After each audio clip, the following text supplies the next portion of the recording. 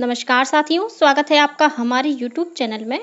आप छत्तीसगढ़ की किस जगह से हमारे समाचार सुन रहे हैं, कृपया कमेंट बॉक्स में लिखकर हमें जरूर बताएं। साथ ही हमारे चैनल को सब्सक्राइब करना ना भूलें। रायपुर से प्रस्तुत हैं छत्तीसगढ़ के प्रादेशिक समाचार। समाचारों के साथ में रजनी शुक्ला। पहले मुख्य समाचार। मुख्यमंत्री विष्णुदेव साय ने निर्देश दिए हैं कि मलेरिया, डायरिया और मौसमी बीमारियों से प्रभावित इलाकों में स्वास्थ्य शिविर लगाए जाएं। जसपुर जिले में सामाजिक जागरूकता व्यवहार परिवर्तन के लिए संकल्प जसपुर कार्यक्रम का मुख्यमंत्री ने किया शुभारंभ। राज्य सरकार ने समय सीमा में गुणवत्तापूर्ण निर्माण कार्य की निगरानी करने के लिए समिति का किया गठन। और मौसम विभाग ने अगले 24 घंटों के दौरान उत्तर और मध्य छत्तीसगढ़ में भारी वर्षा होने की संभावना जताई। अब समाचार विस्तार से। मुख्यमंत्री विष्णुदेव साय ने मौसमी बीमारियों की रोकथाम और बचाव के लिए जागरूकता अभियान चलाने के निर्देश दिए हैं। उन्होंने स्वास्थ्य विभाग के अधिकारियों से कहा है कि प्रदेश के किसी भी क्षेत्र में मलेरिया, डायरिया, जल जनित बीमारी सहित मौसमी बीमारियों की जानकारी मिलने पर स्वास्थ्य शिविर लगाकर प्रभावितों का उपचार किया जाए।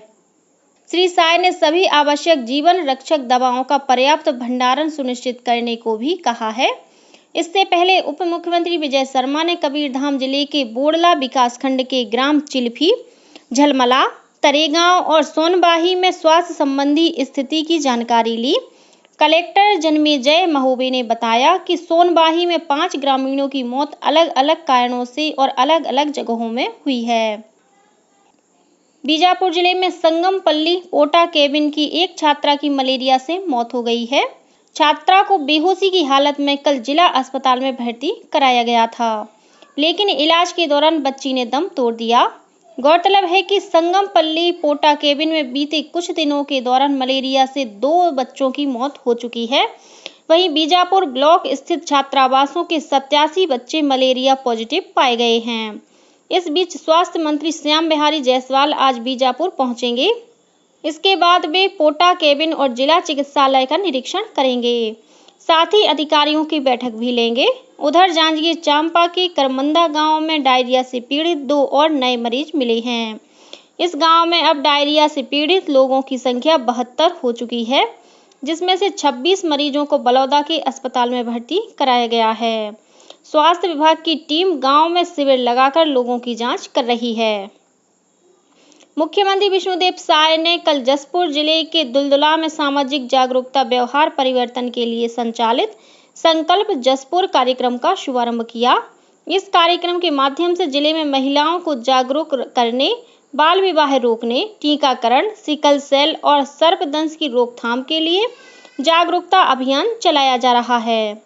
वहीं नुक्कड़ नाटक के जरिए भी लोगों को जागरूक किया जा रहा है। शुभारंभ अवसर पर मुख्यमंत्री ने संकल्प कार्यक्रम के वीडियो और कटआउट का विमोचन भी किया। कोंडागांव जिले के ग्राम धनौरा में जिला स्तरीय जन समस्या निवारण शिविर का आयोजन किया गया, जिसमें कांकेर सांसद भोजराज नाग और केशकाल विधायक नीलकंठ टेकाम शामिल हुए। शिविर में अलग अलग विभागों के स्टॉल लगाए गए थे, जिसमें लोगों को सरकार की जन कल्याणकारी योजनाओं के बारे में जानकारी दी गई। इस मौके पर सांसद भोजराज नाग ने अधिकारियों को लोगों की समस्याओं के त्वरित निराकरण के लिए निर्देश दिए। उन्होंने प्रधानमंत्री नरेंद्र मोदी की पहल पर एक पेड़ मां के नाम अभियान के तहत लोगों से पेड़ लगाने की अपील की।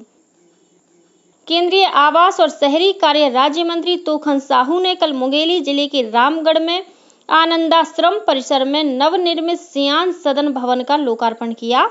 रामगढ़ में करीब 20 लाख रुपए की लागत से सर्व सुविधा युक्त सियान सदन भवन का निर्माण किया गया है, जिसमें 1 हॉल, 2 कक्ष और 2 शौचालय हैं। कार्यक्रम में आनंद आश्रम के 17 वृद्धजनों को शॉल और श्रीफल भेंट कर सम्मानित किया गया। इस अवसर पर केंद्रीय राज्य मंत्री तोखन साहू ने कहा कि बुजुर्ग हमारे समाज के गौरव हैं।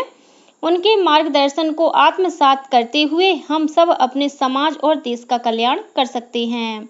उन्होंने कहा कि इस संसार में सबसे बड़े भगवान हमारे माता पिता और गुरु हैं।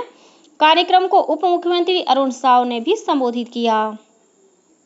राज्य सरकार ने नगरीय निकायों में निर्धारित समय सीमा में गुणवत्तापूर्ण निर्माण कार्य पूरा कराने और परियोजनाओं की प्रगति की नियमित समीक्षा के लिए उच्च स्तरीय निगरानी समिति का गठन किया है।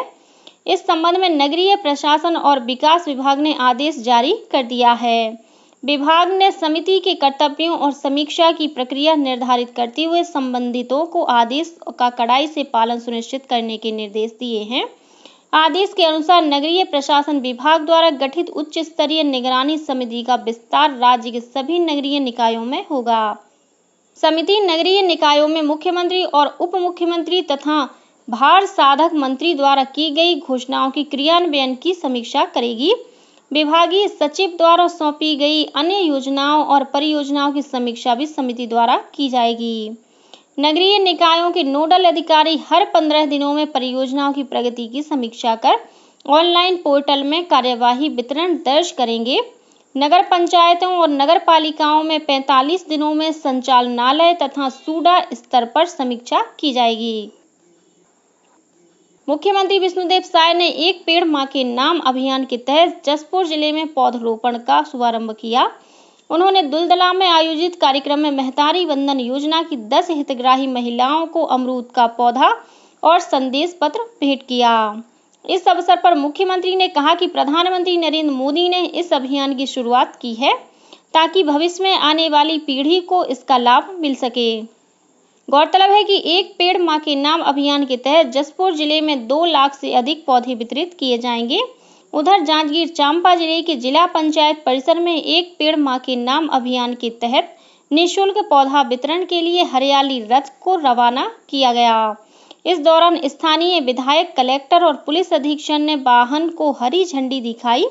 वहीं उपस्थित लोगों को पौधों का वितरण भी किया गया। इस दौरान कलेक्टर ने जिले वासियों से एक पेड़ मां के नाम अभियान के तहत कम से कम एक पौधा लगाने की अपील की। छत्तीसगढ़ में आयोजित की गई राष्ट्रीय लोक अदालत में 8,31,000 से अधिक प्रकरणों का निराकरण किया गया। इसमें 230 करोड़ 9 लाख रुपए से अधिक के अवार्ड पारित किए गए। उच्च न्यायालय के मुख्य न्यायाधीश रमेश सिन्हा ने नेशनल लोक अदालत के तहत राज्य के सभी 23 जिलों का वर्चुअल माध्यम से निरीक्षण किया। इस दौरान मुख्य न्यायाधीश ने सभी जिलों के प्रधान जिला न्यायाधीशों और अन्य खंडपीठ के पीठासीन अधिकारियों से संवाद तथा चर्चा की। वहीं न्यायाधीश गौतम भादुड़ी ने कोरबा में नेशनल लोक अदालत का शुभारंभ किया। इस अवसर पर उन्होंने कहा कि लोक अदालत का उद्देश्य और कोशिश है कि आपसी झगड़े और विवाद में जल्द से जल्द विराम लगे। उन्होंने कहा कि राष्ट्रीय स्तर पर प्रकरणों को सुलझाने के मामले में छत्तीसगढ़ अन्य कई बड़े राज्यों से आगे है। उधर कोंडागांव में आयोजित राष्ट्रीय लोक अदालत में उच्च न्यायालय के न्यायाधीश न्यायमूर्ति संजय कुमार जायसवाल शामिल हुए। इस दौरान उन्होंने न्याय की महत्वपूर्ण भूमिका पर विस्तार से चर्चा की। उन्होंने न्याय के महत्व और आवश्यकताओं पर अपने विचार भी साझा किए। छत्तीसगढ़ के कथित शराब घोटाले मामले में उत्तर प्रदेश पुलिस ने पूर्व IAS अनिल टूटेजा को प्रोटेक्शन वारंट पर गिरफ्तार किया है। उत्तर प्रदेश पुलिस ने अनिल टूटेजा के प्रोटेक्शन वारंट के लिए आवेदन लगाया था, जिसे कोर्ट ने मंजूर कर लिया। श्री टूटेजा को पुलिस आज मेरठ कोर्ट में पेश कर सकती है। गौरतलब है कि नकली होलोग्राम बनाने के मामले में अनिल टूटेजा के खिलाफ उत्तर प्रदेश में भी अपराध दर्ज है। इससे पहले इसी मामले में उत्तर प्रदेश पुलिस ने अनवर ढेबर और पूर्व विशेष सचिव अरुणपति त्रिपाठी को भी गिरफ्तार किया है। और अब पेश है मौसम का हाल। मौसम विभाग के अनुसार अगले 24 घंटों के दौरान उत्तर और मध्य छत्तीसगढ़ में भारी वर्षा होने की संभावना है। वहीं आज प्रदेश के कई स्थानों पर हल्की से मध्यम वर्षा होने, गरज चमक के साथ अंधड़ चलने और आकाशीय बिजली गिरने के आसार हैं। और अब कुछ अन्य खबरें संक्षेप में। प्रधानमंत्री फसल बीमा योजना के तहत खरीफ फसलों का बीमा कराने की अंतिम तिथि 31 जुलाई है। योजना में किसान सिंचित, असिंचित धान, उड़द, मूंग, मूंगफली, कोदो, कुटकी, मक्का, अरहर, तुअर, रागी और सोयाबीन का बीमा करा सकते हैं। कोरिया जिले में जनसंख्या स्थिरीकरण पखवाड़ा का शुभारंभ किया गया। इस दौरान पखवाड़ा रथ को हरी झंडी दिखाकर रवाना किया गया। राजनांदगांव में आयोजित अखिल भारतीय अंतर साई बास्केटबॉल प्रतियोगिता में राजनांदगांव की बालिका वर्ग की टीम ने स्वर्ण पदक जीता है। और दुर्ग पुलिस ने भिलाई के पावर हाउस के पास एक 4 पहिया वाहन से गांजा तस्करी करते हुए 2 आरोपियों को गिरफ्तार किया है। जब्त 20 किलो गांजे की कीमत 4 लाख रुपए बताई जा रही है। इसी के साथ छत्तीसगढ़ के समाचारों का ये बुलेटिन समाप्त हुआ। नमस्कार।